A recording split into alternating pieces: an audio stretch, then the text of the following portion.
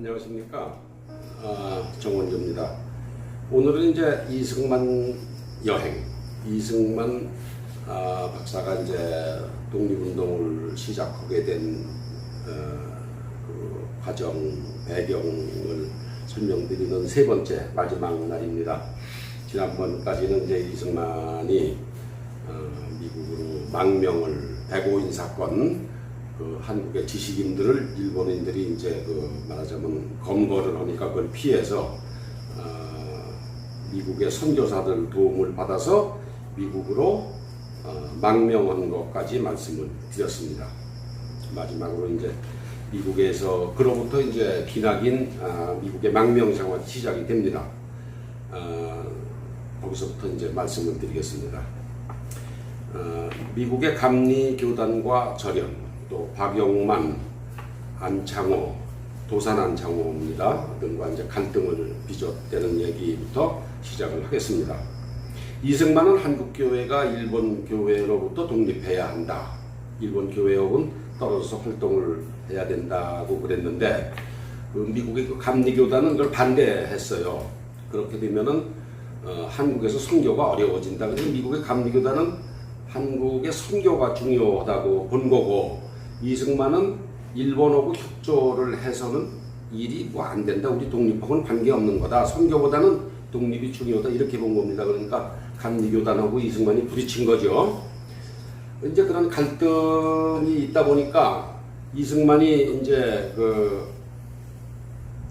취직을 해야 이제 먹고 살아야 되지 않습니까? 호구지책을 마련해야 되잖아요. 그래서 미국 전역을 돌아다니면서 강연료로 받아서 이제 어렵게 생활을 하다가 1913년이면 한일합방 지 3년 만입니다. 이승만이 38살이죠. 호놀루루로 갑니다. 하와이 호놀루루에는 그 당시에 사탕수수를 재배하기 위해서 한국인 노동자, 중국인 노동자들이 많이 가서 한 2천여 명이 있었거든요. 그러니까 거기 가면은 그래도 끼니는 걱정을 안 하니까 이제 호놀루루 갑니다. 이승만이 38살에. 그래서 하와이의 호놀루루에서 미국의 한 목사에게서 감리교 계통 한인 기숙학교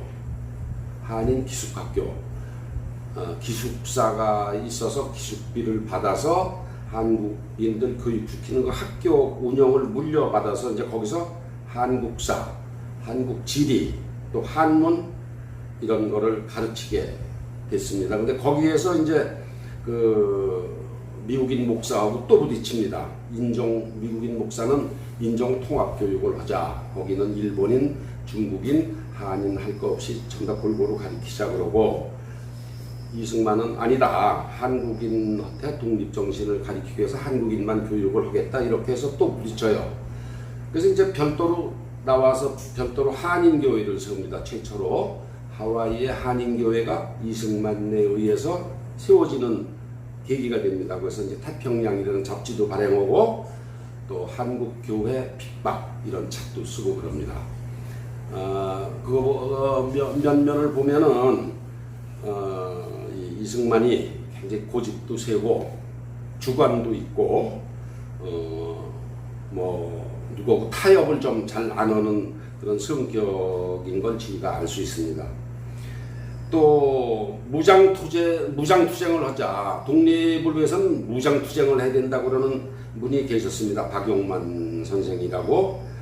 이승만보다는 6살이 아래입니다. 거기하고도 또 부딪혀요. 박용만은 무장투쟁을 해야 된다. 독립을 위해서는. 이승만은 그게 아니다. 미국 정부와 국민의 지지를 얻는 게 무엇보다도 중요하다. 지금 무장투쟁 해봐야 얻을 게 없다. 그러니까 미국의 힘을 빌려서 미국 국민의 지지를 얻는 게 중요하다. 그래서 이제 거기서 또 부딪힙니다. 이 박용만 씨는 이제 임시정부의 외무총장, 허울 이름뿐이죠. 월급이 있는 거나 무슨 미션이 있는 것도 아니고. 그렇지만 상당히 나름대로 많은 독립운동을 했습니다. 초등학교 교과서도 만들고 교포 자녀들한테 국어도 가르치고 이랬습니다. 근데 그분이 이제 베이징에서 귀한 피습으로 이제 사망을 합니다. 또 도산 안창호라고 여러분도 많이 들어보셨을 겁니다. 이승만보다는 3살이 어린데 그분하고도 또 붙여요. 이승만은 안창호 선생은 이제 사회주의자, 말하자면 우리가 얘기하는 공산주의자입니다. 공산주의자하고도 손을 잡아야 된다. 근데 이승만은 이미 조지 워싱턴 대학, 하버드, 필라델피아에 있는 프린스턴에서 박사학위 받는 그 과정에서 또 유럽을 거쳐서 한국에 가서 여행하는 그 과정에서 공산주의라는 실체를 이미 알고 있었기 때문에 야, 독립을 위해서 사회주의자들하고 손을 잡는 게 안 된다. 그건 절대로 안 된다. 독립을 안 할지언정 사회주의자들하고 손을 잡으면 안 된다. 그런 입장이고, 안창호는 사회주의자들하고도 손을 잡아야 된다. 그래서 또 거기서 또 부딪혀서 또 결별을 합니다. 여기서 지가 이승만의 고집이 참 대단하다고 볼 수도 있습니다. 근데 이제 그때 이미 이승만은 공산주의는 악마다 이런 신념을 가지고 있었어요. 나이 40 되기 전에. 그런 신념 때문에 해방이 돼서 한반도에서 벌어진 6.25 전쟁에서도 우리가 소련의 야욕을 물리칠 수 있었던 겁니다. 젊었을 때부터 공산주의는 악마다 이런 신념을 갖고 있는 분입니다. 이승만은. 그런데 이제 1919년, 저희가 이제 한일합방이 1910년에 됐지 않습니까? 그 9년 후에 3.1운동이 일어났잖아요. 그러니까 대한민국 임시정부가 여러 군데 생겼어요. 4군데 생겼습니다. 임시정부가. 여기도 임시정부, 상해에도 임시정부, 저 만주에도 임시정부, 어디 소련하고 가까운 거기도 임시정부, 이런 임시정부가 여러 군데 세워졌었어요. 근데 그 당시에 이승만은 그 임시정부가 생기는 그 여러 군데에서 대통령을 해달라고 그런 제의를 많이 받습니다. 여기저기서 우리가 임시정부를 만들었으니까 우리 대표 해달라, 또 뭐 어디서도 해달라, 이런 적을 많이 받았습니다. 근데 이제 마침 그때 1919년에 3.1운동이 일어나기 전에 위드로 윌슨 나중에 이제 그 미국 대통령이 됐죠. 프린스턴 대학, 이승만이 박사학위를 받을 때 프린스턴 대학의 총장이 나중에 미국의 대통령이 됐습니다. 그 대통령이 그 파리에서 1918년 파리에서 민족 자결주의라는 것을 발표를 했어요. 이게 이제 민족 자결주의, 모든 민족은 스스로 자기를 결정할 권리가 있다. 이걸 발표하니까 거기에 자극을 받아서 한국에서 3.1운동이 일어났지 않습니까? 그래서 이제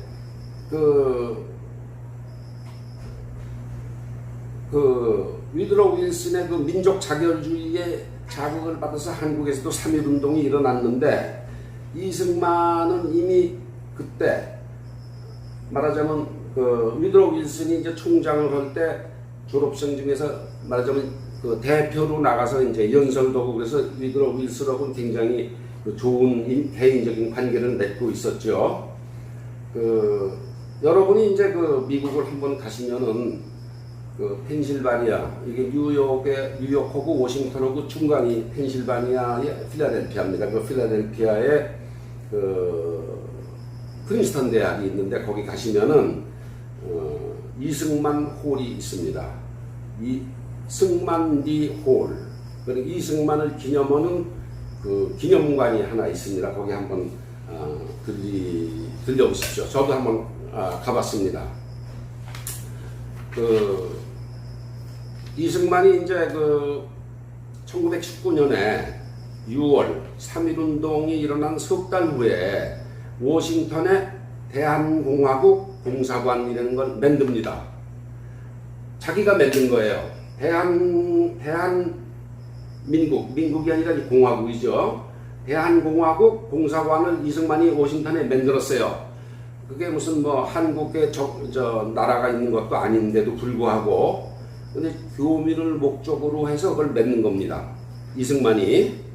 그 이제 미국 정부에서는 인정을 안 했죠. 야, 이게 대한공화국이라는 게 어딨냐?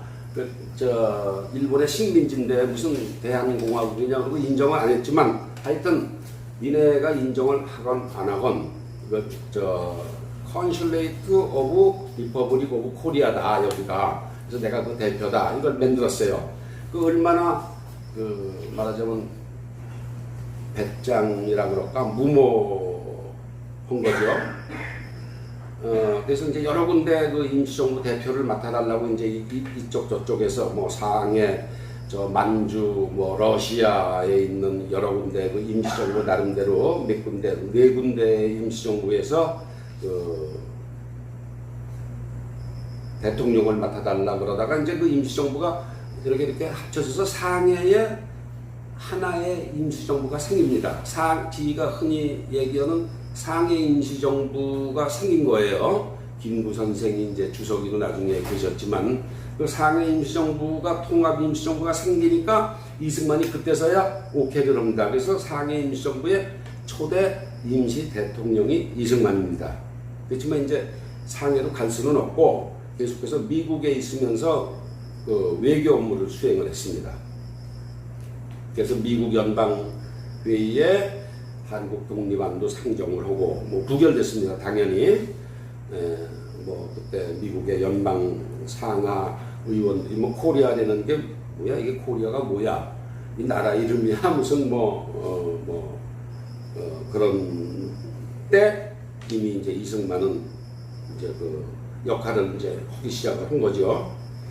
근데 상해 임시정부에서 이승만한테 당신이 대통령이니까 상해로 한번 와라. 이제 자꾸 그렇게 하는 거예요. 근데 그 상해 임시정부는 그때 소련과의 연합을 주장하는 그 이동이라는 독립운동가가 계셨는데 그분은 공산주의자입니다. 그 양반이 상해 임시정부를 주도하고 있었어요. 스탈린한테 비밀 자금을 받았습니다. 그때 제가 알기로는 120만 루블, 120만 루블이면은 뭐 지금 돈으로 치면 한 5천만 불에 상당하는 금액입니다. 그걸 스탈린한테 받아서 이 양반이 이제 이렇게 그 상해 임시정부를 위해서 쓰지 않고 뒤로 빼돌렸죠. 그런데 이제 그 이승만이 상해에서 하도 오라 그러니까 임시정부의 대통령인데 임시정부에 한 번도 안 오느냐 그러니까 거기 이제 말하자면 거절을 할 수가 없잖아요. 그래서 상해로 가기 위해서 중국 사람이 이제 하와이나 이런 데서 죽으면은 뭐 수구초심이라고 그러셨습니다. 죽으면 고향에 가서 묻힌다. 그래서 이제 죽으면은 하와이에 묻지를 않고 하와이에서 그 사탕수수밭 농장에서 돈을 모아서 살다가 죽으면은 관을 사서 그 시체를 중국으로 보내는 습관이 있었던 모양이에요 아마. 이제 죽은 그 중국 사람 관에 들어가서 상해로 갔습니다. 이승만이 시체 노릇을 한 거죠. 그런데 이제 그때 이미 이승만은 일본 경찰이 그 당시 30만 불, 그 당시 30만 불이면 100배 보시면 됩니다. 3천만 불, 약 350억 정도의 돈은 건 수배자입니다. 그러니까 이제 그 중국 사람들이 하와이에서 노동하던 중국 사람들이 죽어서 관에 넣어서 중국으로 가는 모양을 본떠서 그 관에 넣어서 상해로 갈 때 이미 3천만 불, 지금 시세로 치면 한 3천만 불의 현상금이 걸렸으니까 이제 그 상해로 갔죠. 거기서 5개월 동안 임시 대통령 노릇을 하면서 보니까 이건 아니다. 이건 뭐 이동희는 완전히 그 스탈린한테 돈을 받아서 뭐 공산주의 운동하지 독립운동하는 데는 전혀 하지 않는구나. 그래서 거기서 이동희하고 부딪혀서 다시 5개월 만에 미국으로 돌아갑니다. 그게 1920년 그러니까 3.1운동이 난 그 다음 해입니다. 그로부터 독립을 해방이 된 1945년까지 25년 동안 이승만은 이제 미국에 머무르게 되죠. 근데 이제 지가 한번 그 상해 임시정부를 지구 흔들었던 이동희 씨의 얘기를 해보겠습니다. 왜 그때 독립운동하던 사람들이 이승만 같은 사람들이 있었지만 상해 임시정부의 그 헤게모니, 말하자면 그 주도권을 쥐고 있던 이동희가 왜 공산주의가 됐느냐, 그 연유를 우리가 살펴보면은 1848년, 그러니까 그로부터 한 80년 전에 칼 막스 또 엥겔스, 지금 임종석이, 또 통일부 장관은 누굽니까? 이인영이, 이런 애들이 이제 아직도 그 하늘처럼 떠받들고 있는 마르크스 엥겔스, 공산주의의 원조죠. 이 사람들이 이제 1848년 이제 공산당 선언을 했는데 그 공산당 선언이 막 세계로 퍼져 나갈 그때입니다. 그 1920년이라는 그 시점이. 이제 1917년에는 러시아라는 말하자면 황제가 다스리는 노예 국가죠. 농노 국가가 이제 러시아 혁명이 일어나서 레닌이 소비에트라는 우리가 소련 그러지 않습니까? 소련을 세운 때거든요. 그게 1917년에. 그러니까 이제 공산주의가 세계로 막 퍼져나가고 있을 때입니다. 유럽을 중심으로 해서. 그러니까 상해의 이동희는 소련하고 손을 잡는 게 독립을 하는데 유리하다. 그래서 소련하고 손을 잡은 거예요.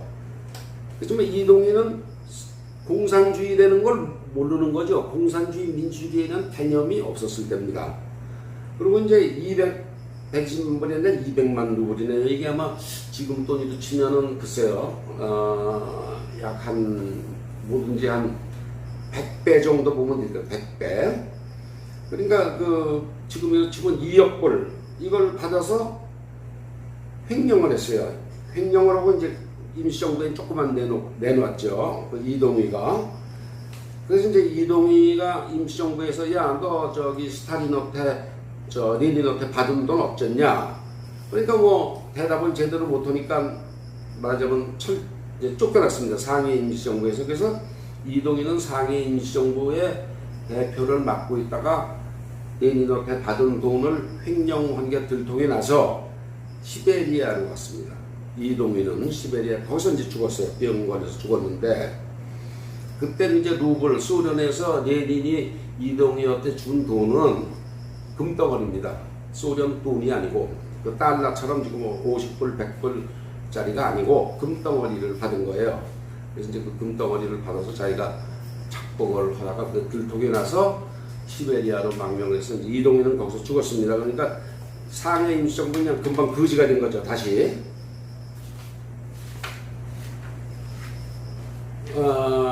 이승만은 이제 그로부터 25년을 하여튼 미국에서 거지 노릇을 거지 이제 하와이에서 이제 기회가 나면 워싱턴에 가서 설득도 하고 그렇지만 미국이 정신이 있었겠어요.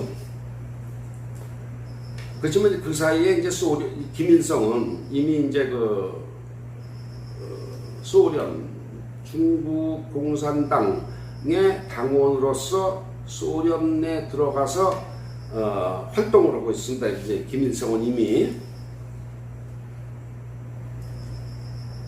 이제 미국이 이제 상해에서 6개월을 보내고 이건 아니다. 이거 이래 가지고는 그밖에 안 되겠다. 그래서 다시 미국으로 돌아온 이승만이 서재필 박사와 함께 독립청원서도 내고, 워싱턴에서 군축회의에 독립청원서도 내고, 또 교육만이 우리가 살 길이다. 이승만의 그 교육에 대한 열은 참 대단합니다. 그래서 하와이에서 한 일이 주로 교육입니다. 하여튼 배워야 산다. 그래서 이제 교민이 제일 많이 사는 하와이에서 민족 교육에 몰두합니다. 그래서 이제 그런 이승만의 기본 교육에 대한 가치가 있었기 때문에 지가 부산의 말하자면 낙동강 전선이 무너지면 전부 다 바닷속으로 내몰릴 위기에서도 그 피난 중에서도 부산에서 학교를 열었던 겁니다. 초등학교도 열고 중고등학교도 열고 대학도 열고 그렇게 해서 하여튼 배워야 산다 그런 이승만의 그 교육에 대한 일념이 아주 그 뿌리 깊이 살아 있어서 그 6.25의 그 부산만 경남만 달랑 남은 그 환경에서도 교육을 시켰던 거죠.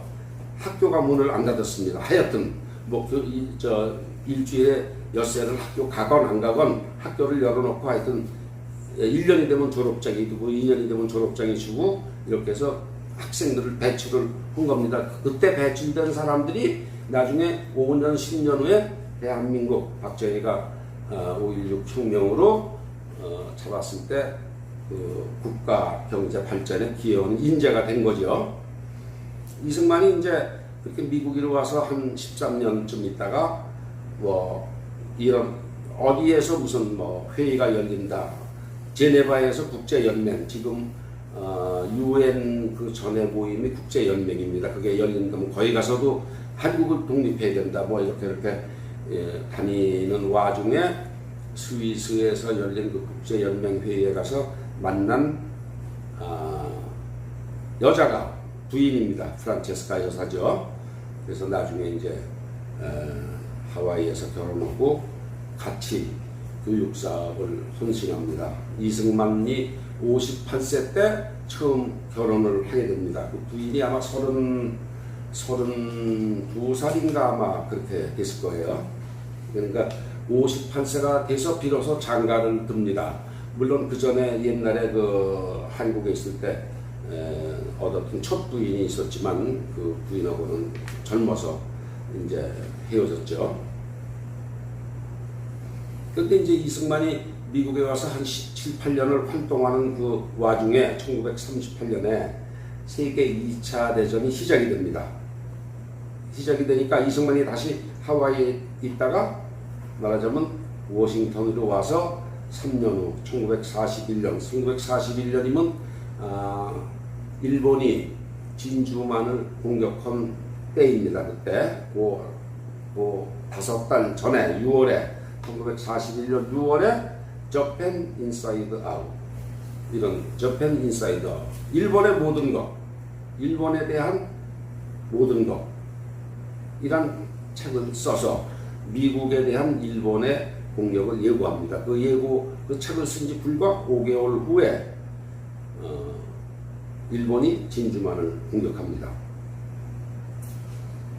그걸 이승만이 어떻게 알았을까요? 아무도 짐작을 못하던 감히 일본이 미국을 상대로 진주만을 습격을 하리라는 걸 아무도 짐작 못할 때 이미 5개월 전에 저펜 인사이드 아웃이라는 책을 써서 그걸 예고를 했습니다. 그러니까 이제 그렇게 해서 미국과 일본의 전쟁, 미국은 이제 양쪽에서 전쟁, 유럽도 전쟁을 해야 되고, 그 와중에 또 일본이 시비를 거니까 이쪽 태평양에서도 전쟁을 하고, 미국이 이제 양쪽으로 전쟁을 하게 됐죠. 그때 이승만이 우리 임시정부를 도와달라, 무기를 달라, 무기를 주면은 니네가 일본하고 싸우는데 우리가 중국에서 무기를 가지고 일본을 괴롭힐 수가 있다. 그러니까 이제 그때 미국의 그 국무부에 알저 히스라는 사람이 있었습니다. 그 국무부 장관 보좌관인데 이게 간첩이에요. 소련 간첩. 이제 그 친구가 이렇게 말하자면 해방을 나서 이제 결국은 무기 지원을 받지는 못했지만 OSS라고 여러분이 아마 들어보셨을 겁니다. 오피스 오브 스트래티직 서비스, 미국 대통령 직속의 대외 공작처 거기하고 이제 특수부대를 만들어서 한반도에 그 파라슈팅을 침투를 하는 것도 이제 얘기를 하고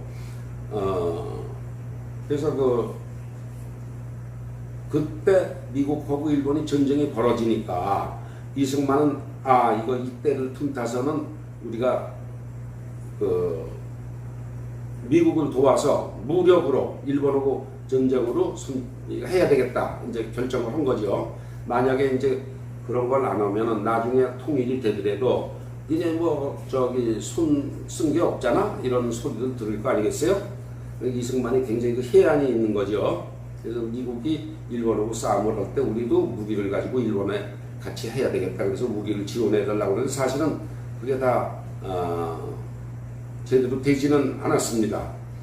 이제 미국이 일본하고 계속 싸움을 하고 구라파에서도 싸움을 하고 유럽에서도 일본하고 싸움을 하다 보니까 힘이 드니까 소련한테 개입을 요청했어요. 야, 니네가 좀 이렇게 좀 니네도 유럽에서 힘들지만 소련 니네 유럽에만 하지 말고 일본하고도 좀 이렇게 해라. 근데 소련이 예스 대답만 하고 안 하고 있다가 해방을 일주일 남긴 8월 8일에야 비로소 소련이 일본에 선전포고를 합니다. 그러니까 8월 8일, 일본이 8월 15일에 항복을 했는데 그 일주일 전에 소련은 미국 곁에 알았어 하고 전쟁을 개입한 게 8월 8일이에요. 소련이 얼마나 야비합니까 말하자면. 그러니까 일본하고는 피 한 방울도 안 흘렸습니다. 소련은 2차 대전 중에. 그래서 6개월 전에 열린 소련의 얄타라는 게 흑해연안에 있는 소련의 도시인데 거기서 처칠, 루즈벨트, 스탈린이 말하자면 회의를 했을 때 한반도를 소련이 먹기로 이렇게 이제 양해를 했습니다. 그때 미국이 한반도의 전략적인 값어치를 그렇게 안 따진 거죠.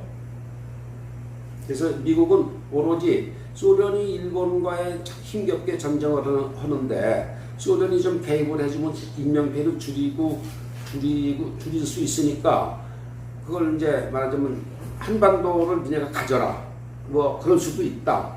양해를 한 상태가 확인되니까 소련이 비로소 이제 8.15 전 일주일 전에 비로소 한반도 전쟁에 개입을 한 거예요. 예. 근데 이제 그걸 이승만이 알았습니다. 그래서 그걸 유엔 창립 총회에서 폭로를 했죠. 그래서 그런 폭로를 했기 때문에 바로 그런 것 때문에 한반도 전체가 소련한테 넘어갈 거를 미국이 그 폭로 때문에 할 수 없이 그게 아니야 그런 적 없어. 그러니까 어떻게 해야 되겠어요? 미군이 한반도로 들어와야죠. 그래서 한반도가 남북으로 갈라진 겁니다. 만약에 이승만이 그걸 폭로를 안 했으면은 소련이 한반도 전체를 점령을 했을 거예요. 근데 그걸 유엔 창립 총회에서 이승만이 폭로를 했기 때문에 미국이 할 수 없이 우리 그런 적 없는데? 그런 적 없어. 그럼 어떻게 해야 되겠어요? 소련은 한반도 전체를 넘겨준다고 약속을 한 적이 없어. 그러니까 우리가 들어가야 돼. 그래서 들어와서 반을 갈라서 가진 게 미국이 한반도를 말하자면 남한을 진주한 그게 됩니다. 그러니까 지금 우리가 이 대한민국 남한에서 대한민국 정부를 수입한 거는 100% 이승만의 그런 폭로, 그런 정보의 의가 있었기 때문에 미군이 들어왔던 겁니다.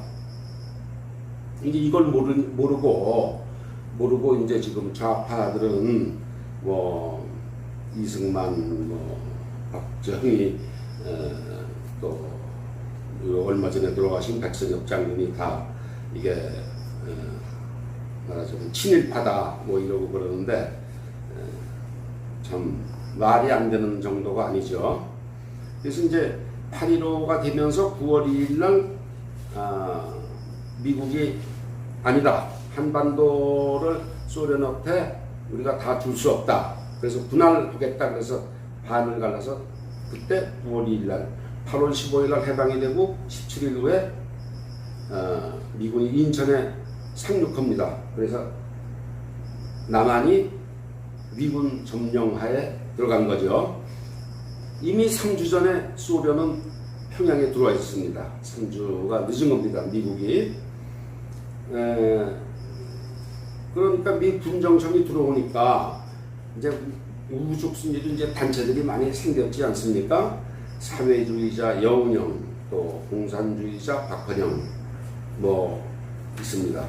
이제 주도권을 잡았어요. 남한 전국에. 그래서 그 우이조 집회도 그 자금 조달을 위해서 우이조 집회도 찍었습니다. 좌익들은 그 우이조 집회를 찍은 그게 정판사입니다. 말하자면 우리 조폐공사 같은 걸 그때 정판사라고 그러는데 정판사의 사장이 지금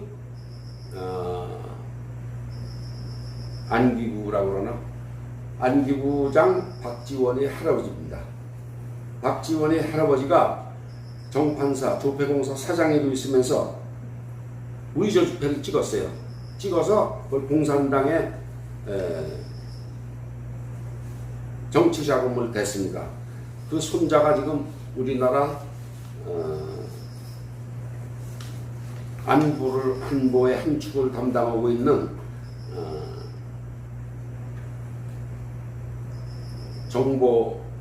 국가정보원 원장입니다. 이건 이제 정판사 사건이라고 하는데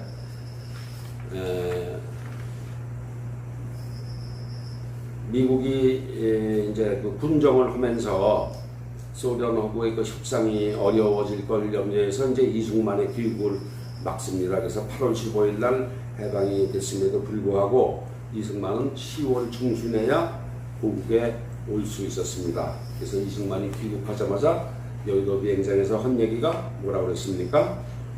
뭉치면 살고 헤어지면 죽는다 이겁니다. 뭉치면 살고 헤어지면 죽는다. 그건 무슨 얘기냐 하면은 공산주의에 대항하기 위해서는 우리가 지금 친일파 이런 걸 가리지 말고 우리 내부의 분열을 일으키면 안 된다. 똘똘 뭉쳐서 공산주의와 대항을 해야 우리가 독립국가를 이룰 수 있다.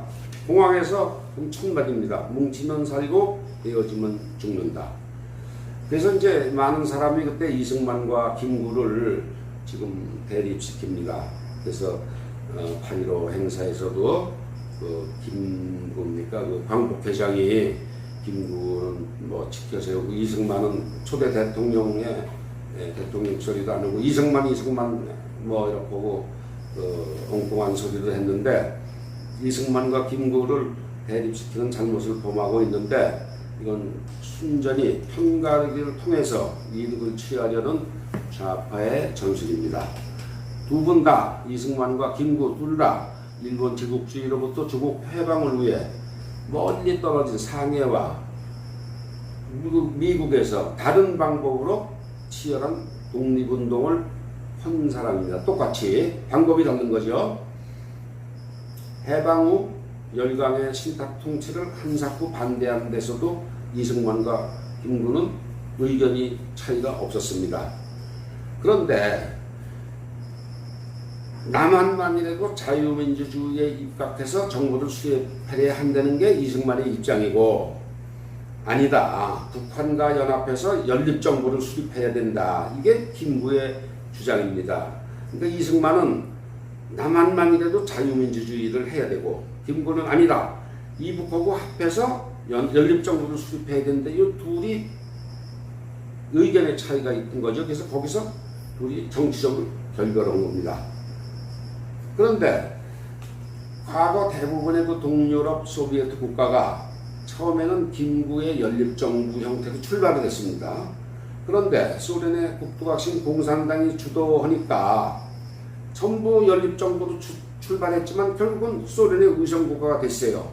이런 걸 볼 때 이승만의 그 국제정치를 읽는 탁월한 현실감각이 김구의 이상적, 현실적이 아닌 아이디얼한 민족 위선의 감각보다는 뛰어난 게 아니냐 이렇게 생각을 합니다. 우리 모두 그걸 냉정하게 생각을 해야 됩니다. 이승만의 국제정치를 읽는 현실 감각이 김구의 이상적인 민족 위선의 감각보다는 훨씬 뛰어나다. 저희가 그거를 알아야 합니다. 이승만이 오랜 그 망명 생활을 마치고 귀국할 때의 나이가 70세입니다. 70. 무려 50년을 독립투쟁에 몸바쳤는데 70에 50년 20살에 시작해서 50년을 독립투쟁을 하고 70세 귀국한 그 사람을 국립묘지에서 파내야 한다. 지금 이런 얘기를 국회의원도 있고 뭐 많습니다. 미친놈이죠. 또 도월 뭐 김영옥 뭐 이 도사처럼 이렇게 옷차림하고 뭐 그런 사람 있지 않습니까? 그 미친놈입니다. 전부. 역사를 제 마음대로 이제 재단할 수 있다는 오만방자하죠. 이거 전부 역사 바로잡기 이런 이름을 붙여서 하고 있는데 이런 오만방자한 태도가 지금 우리 주변을 휩쓸고 있습니다. 좌파는 이제 이런 요설로서 국민을 속이고 거짓으로 이제 있는 사실을 왜곡하고 있습니다. 1954년에 말하자면 그 6.25가 이제 정전 협정이 된 그 다음에 이승만이 미 의회를 방문했습니다. 거기에 입장할 수 있는 인원이 약 4,000명인데 50만 명이 그 자리에 참석하겠다고 신청을 할 정도로 그렇게 인기가 있는 그런 상하원 합동회의에서 이승만이 한 연설이 있습니다. 거기서 이승만은 다 빼고 이름도 모르는 나라, 어디에 있는지도 모르는 나라에 사랑하는 남편, 아들, 딸을 보내서 오로지 자유를 지키려고 목숨을 바치게 한 많은 미국의 어머니들에게 감사한다. 그러니까 어디 있는지도 모르고 이름도 모르는 나라에 남편, 아들, 딸을 보내서 자유를 지키려고 목숨을 바치게 한 그 많은 미국의 어머니들 한테 감사한다. 이승만이 이 말을 했어요. 이 순간 텔레비전으로 이 연설을 지켜본 라디오와 텔레비전으로 이 연설을 지켜본 미국 전체가 말하자면 눈물을 흘렸습니다. 여러분들은 이제 그 해방 후 현대사를 다룬 책들이 많습니다. 또 학계에서 아직 정리가 안 된 부분도 많습니다. 좌파 시각에서 쓴 책도 엄청 많습니다. 책을 고르실 때 옥석을 구분하기가 쉽지 않지만 최대한 살펴보시고 신중하게 고르셔서 자녀들한테 잘 읽도록 권하십시오. 여러분이 이제 책을 읽으실 때 제가 뭐 두서가 없습니다만 3번에 걸쳐서 이승만의 그 탄생에서부터 독립해서 대통령이 될 때까지의 과정을 말씀을 잘 기억을 하신다면은 책을 읽으시면서 어떤 게 거짓이고 어떤 게 진실인지 선과 악을 판별하시는데 많은 도움이 될 것으로 믿습니다. 감사합니다.